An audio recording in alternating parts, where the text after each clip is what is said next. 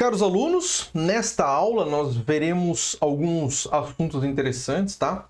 Nós vamos fazer a verificação da solução de Black-Scholes, tá? Ver se de fato... porque nós chegamos na equação de Black-Scholes, na solução, tá? Mas a gente não viu se ela resolve de fato a equação diferencial. Tá? Nós chegamos na solução e a gente acredita que ela esteja correta. Agora nós vamos verificar que ela de fato resolve a equação diferencial. Porque fazendo isso, nós fazemos duas coisas ao mesmo tempo. Verificamos a validade da solução que nós encontramos, ver se não cometemos nenhum erro. E se a gente conseguir fazer isso, nós vamos de quebra encontrar uma fórmula analítica para as gregas, tá? O que é muito legal. E no final dessa aula, nós vamos encontrar a equação da solução de difusão, tá? Porque nós vamos usar isso numa próxima aula que vai vir em seguida dessa, tá bom? Então vamos lá. O que nós queremos fazer aqui nós temos a equação diferencial de Black-Scholes, dado em branco, tá? Nós temos essa equação aqui, na verdade essa é a solução desta equação aqui, tá? Nós encontramos essa solução, tá? A gente encontrou, mas a gente não verificou que de fato ela resolve a equação diferencial. É isso que nós queremos fazer. E mostrar que ela também está de acordo com essas condições iniciais e condições de contorno, tá bom? Só lembrando a definição de D1 e de D2, tá? Porque nós vamos utilizar ela agora. Então a primeira coisa que nós vamos fazer é reescrever D1 e D2, tá? Separando esse segundo termo aqui, tá? Vai ser útil para a gente fazer isso. E para começar o nosso cálculo, nós precisamos demonstrar essa relação, tá? Essa relação nós vamos utilizar duas vezes, em duas gregas. Então, a gente precisa começar mostrando, tá? Essa igualdade. Então, aqui eu vou partir de D1, tá? E aqui eu já calculo D1 ao quadrado sobre 2, ok? Aqui, eu vou fazer o seguinte, eu vou abrir o quadrado, tá? Aqui de cima, e só vou deixar os termos pintados para vocês mapearem para onde eles foram, tá? Essa parte branca aqui, ó, ela está compondo essa parte aqui, ó. Perfeito?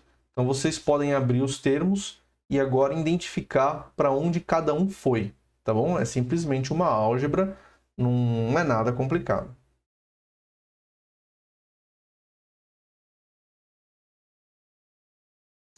Nós podemos fazer o mesmo para o D2, tá? O D2 ele tem uma diferença de sinal aqui, ó. Essa é a única diferença do D2, tá? Então nós vamos ter também um resultado simétrico aqui, tá? Só trocando os sinais ali. Perfeito? A diferença de um com o outro. Então com isso nós temos D1 ao quadrado sobre 2 e D2 ao quadrado sobre 2. Mas nós queremos o quê? A exponencial disso daí multiplicado por S, tá? Porque é o que a gente precisa provar. Então, efetuando os cálculos. E aqui para o D2 eu vou usar o strike. Tá? Eu estou só construindo a matéria-prima da igualdade que eu quero provar para vocês em seguida. Então agora, tá? Só simplificando aqui. Eu vou passar, veja que eu passei esse menos meio aqui para dentro do logaritmo, ele veio como uma raiz, tá? E de resto eu acho que eu não mexi em mais nada. Tá? Eu fiz o mesmo aqui também para o D2. Podem repetir os cálculos. Nós vamos ficar com esses dois valores. Então, eu já tenho os valores aqui que eu preciso para fazer o meu cálculo. Então, eu vou dividir uma expressão pela outra. Tá? Repare que esses termos aqui são iguais. Tá? Então, na divisão de um termo pelo outro, eu chego na igualdade que eu queria provar e que eu vou utilizar ela. Tá? Então, daqui para frente, toda vez que aparecer um desses termos, eu posso converter no outro. Tá? Existe um fator de conversão dessa exponencial com D, seja 1 ou 2. Vamos lá. Então, vamos começar aqui pelo θ. Tá? Então, lembrando aqui só uma coisa importante.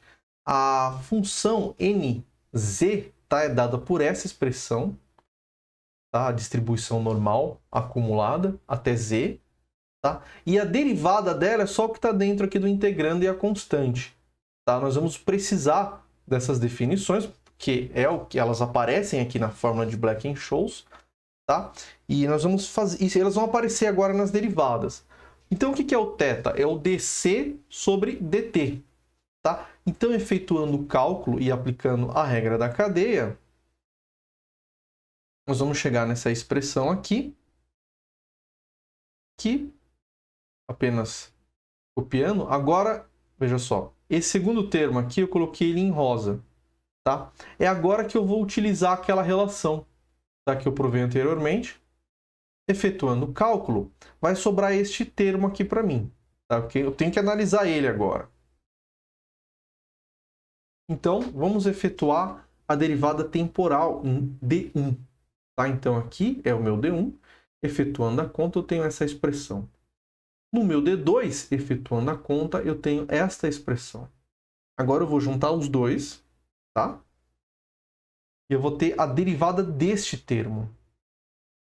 Tá? A derivada desse termo é dada por essa expressão. Portanto, tá?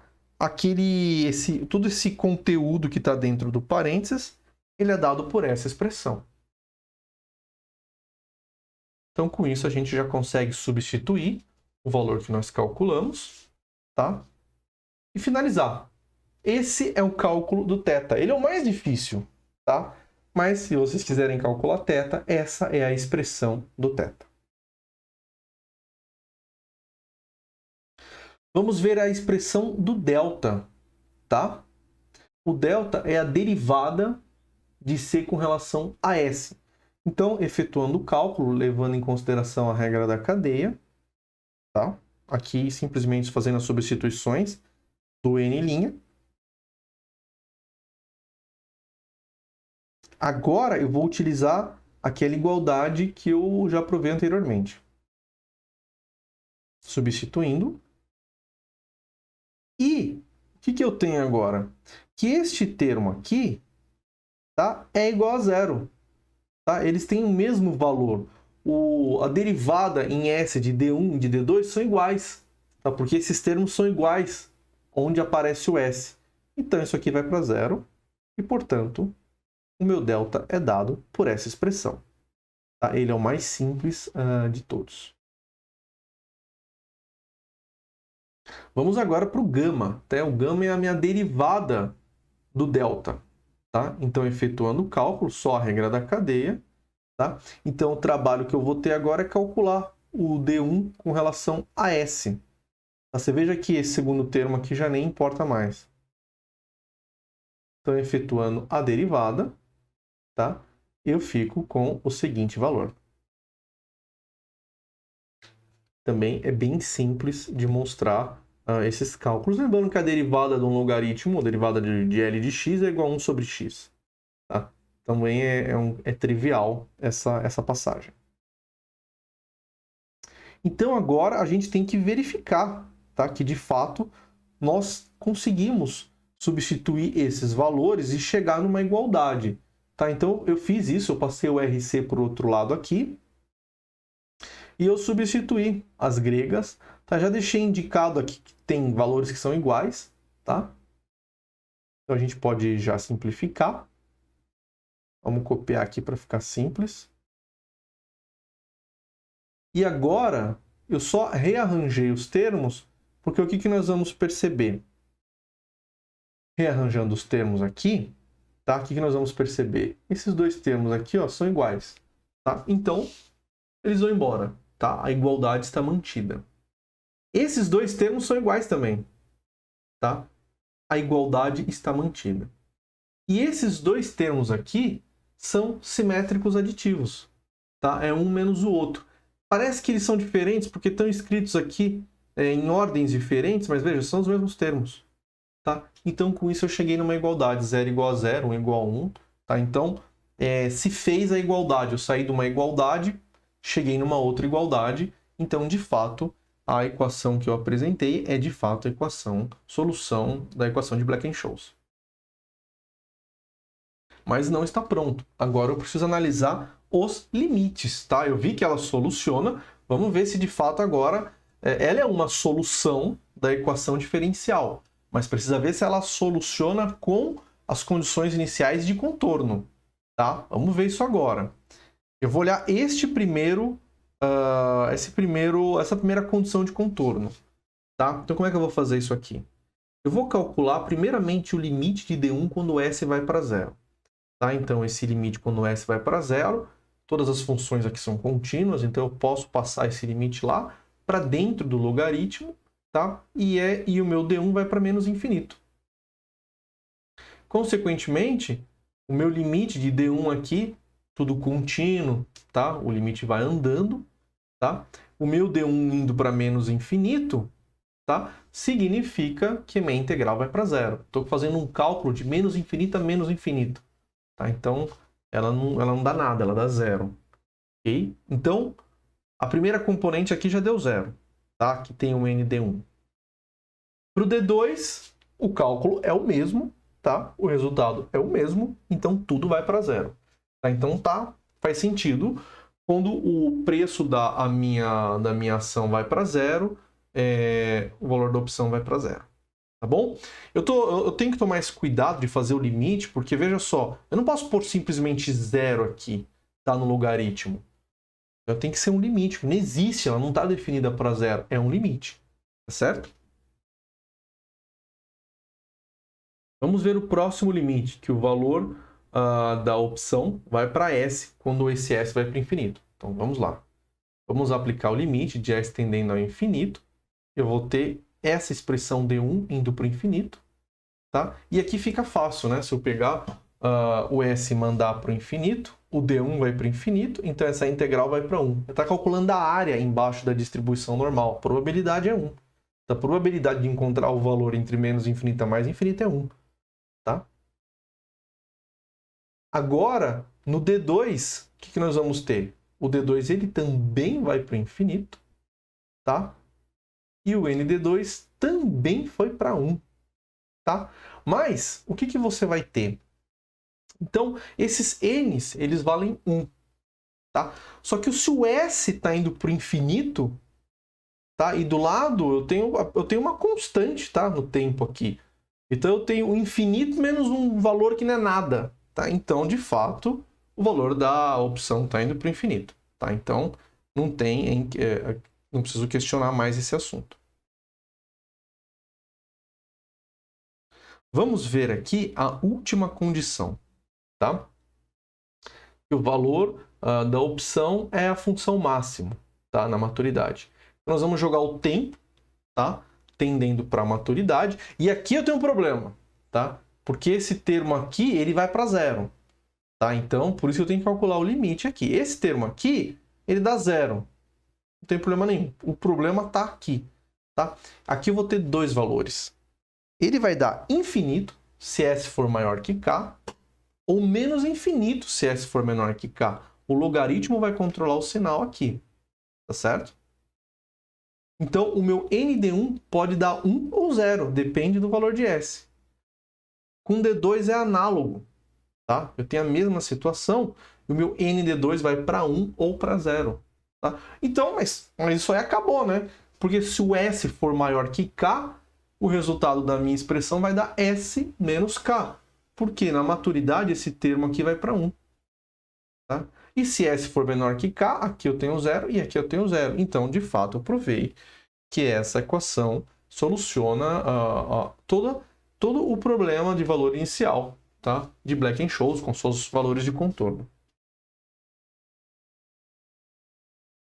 Então, agora eu quero comentar sobre a solução da equação de difusão. Por que eu quero comentar isso? Porque nós vamos pegar a equação de Black-Scholes e mostrar que ela é uma equação de difusão. Nós vamos acoplar a solução da equação de difusão e nós vamos voltar para trás para encontrar a equação, a solução de Black-Scholes agora. Tá? Então a gente tem que provar, primeiramente, que a equação de Black-Scholes, a equação diferencial, é uma solução de difusão. E eu vou agora fazer o caminho contrário. Partir da solução da equação de difusão e chegar em Black-Scholes. Tá? Mas para isso eu tenho que saber qual que é a solução da equação de difusão. Esse é um trabalho grande, tá? Eu vou deixar para vocês uma referência de um vídeo de uma professora, porque ou um professor, vamos ver o que eu vou achar mais legal aí. Porque assim, eu não vou conseguir mostrar isso para vocês nesse curso. Eu levaria muito tempo, tá, para provar. E eu acho que as pessoas que estão assistindo esse curso já devem saber dessa solução, mas se não sabem, vai ter que se informar, porque eu vou levar mais de 2 horas para mostrar isso, tá? Eu não sei com quem eu estou conversando aqui, tá? Se você for um físico, você já viu. Se você for um engenheiro, eu não sei, tá? Se você sabe sobre funções de Green, depende, tá? Eu não sei com quem eu estou falando. Então, se eu for fazer algo muito amplo, eu vou levar muito tempo, tá? Então, o que eu vou fazer? Eu vou indicar, tá, um método para essa solução, mas eu vou dar a resposta, tá? Vamos lá. A solução, a equação que eu quero analisar é essa daqui. Essa é a equação de difusão. Eu quero procurar uma resposta, tá? Esse é um chute, tá? Eu quero ver se eu encontro uma resposta dada de forma que eu possa separar minhas variáveis. Eu tenho uma função que seja função de f e uma que seja função de t. Esse método chama separação de variáveis. E por que ele é legal? Porque se você colocar essa função, se eu escrever c desta forma, eu consigo separar, olha só. Eu consigo separar tudo que é t vai de um lado e tudo que é f vai do outro. Tá? Essas variáveis são independentes, t e x. Tá? Elas são independentes. Então, uma função em t ser sempre igual a uma função em x, sendo que t e x são independentes, isso só pode acontecer se essas funções forem constantes. Tá? Então, de uma equação diferencial, eu parto para duas. Tá? E o que é legal, essa primeira equação diferencial é muito simples de resolver. Ela é uma exponencial. Tá? Essa segunda, vocês já viram também. São funções trigonométricas. A derivada segunda de uma função igual a função. Isso é uma função trigonométrica, vocês já viram. Tá? Ou a exponencial. Tá certo? Então, o método, ele vai fazer o seguinte. Se vocês continuarem nesse método, procurar essas soluções, vocês vão encontrar uma solução, mas ela não é a solução mais geral. A solução mais geral tem que ser uma combinação linear de soluções. Vocês vão ver isso. Vocês vão lembrar da sua teoria das equações diferenciais. Tá? Então, essa solução geral, ela vai simplesmente desenvolver o método de série de Fourier. Tá? Você vai ter que encontrar coeficientes, vai falar de funções ortogonais. Então, assim, é uma teoria, cara. Então, eu não consigo desenvolver isso aqui com vocês. Eu posso chegar até aqui, tá? E a partir daqui, o que eu posso fazer é dar a resposta para vocês, tá? Então, por exemplo, se eu tiver uma equação diferencial, tá? A difusão, e se eu tiver um coeficiente d, eu coloquei um coeficiente d aqui só para a gente ter um pouco mais de flexibilidade. A solução é dada por essa função. É uma exponencial quadrática. É a função erro, é a função normal. A normal resolve, tá? Essa equação aqui de difusão. Vamos ver se ela é mesmo. Então eu vou fazer a derivada temporal dela, tá? E agora vamos fazer a derivada, ó lá, simplifiquei, tá? A derivada temporal é dada por isso. A derivada em x é dada por essa expressão. Vamos ver a derivada segunda. É dada por essa expressão. Tá? Então agora, se de fato ela for solução, se eu fizer a substituição, isso aqui tem que valer. Mas vale, né? De fato eu cheguei numa igualdade. Tá? Então eu partir de uma igualdade, cheguei numa igualdade. Então de fato, aquela função, ela é solução da equação diferencial. Tá? E vejamos outra coisa. Ela está relacionada, o movimento browniano, ele é justamente a solução da equação do calor, a equação de difusão. Essa é uma das equações mais importantes da física, tá? De toda a natureza. E veja, você tem uma relação entre esse d e o sigma ao quadrado no movimento browniano. Então você pode relacionar uma coisa com a outra, enxergar uma coisa em função da outra, tá bom? Então agora eu quero mostrar outra coisa para vocês. C é a solução da equação de Black-Scholes, tá? A integral de menos infinito a mais infinito disso aí tem que dar 1, tá? A gente sabe isso, porque é a distribuição normal que está ali, tá certo? Então é uma probabilidade, essa integral dá 1, tá? E por que eu estou te falando isso?